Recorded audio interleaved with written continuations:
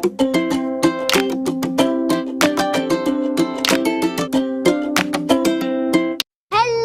kids of hope! Happy Sabbath!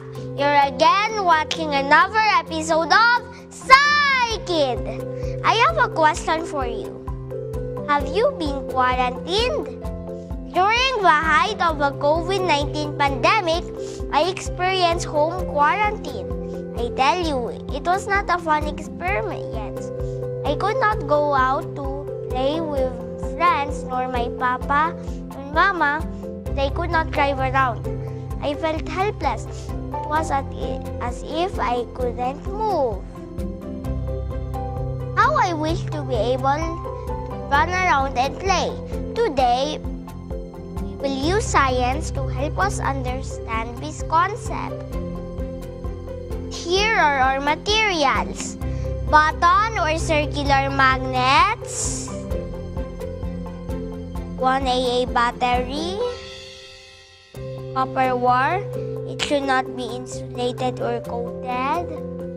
And of course, these pliers. This is where you put. Now that the materials are ready, let's get started.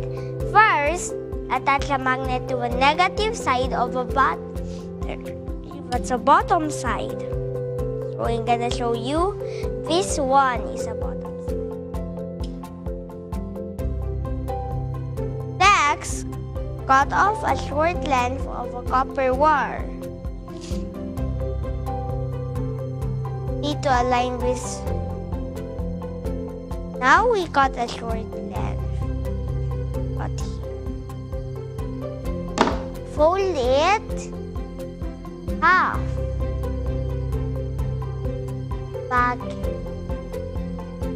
each of a copper wire. Then measure the wire alongside the battery. Fold the wire over at the same level the magnets. The next step is form a loop at each end, just like that. As you can see, this is perfect.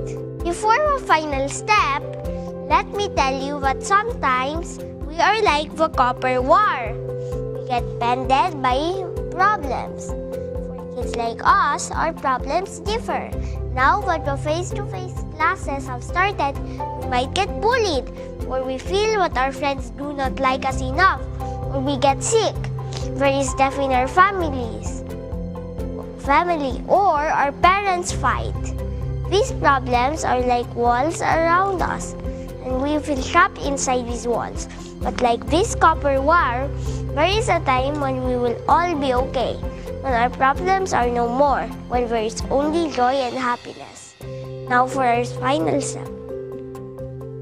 Let's drop the wire over the battery so that the pointy tip stays at the tip of the battery. This is our final design, but we're gonna use this first. Look at that! We're gonna try the other one. What just happened?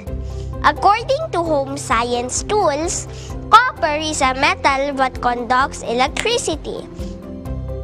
Electricity flows from the positive end of a battery to the negative end.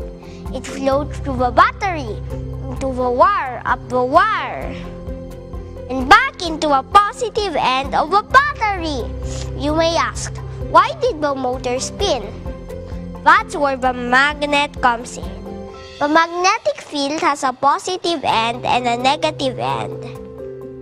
The magnetic field is pushing up towards a battery. The electric flow of current is pushing down towards a magnet.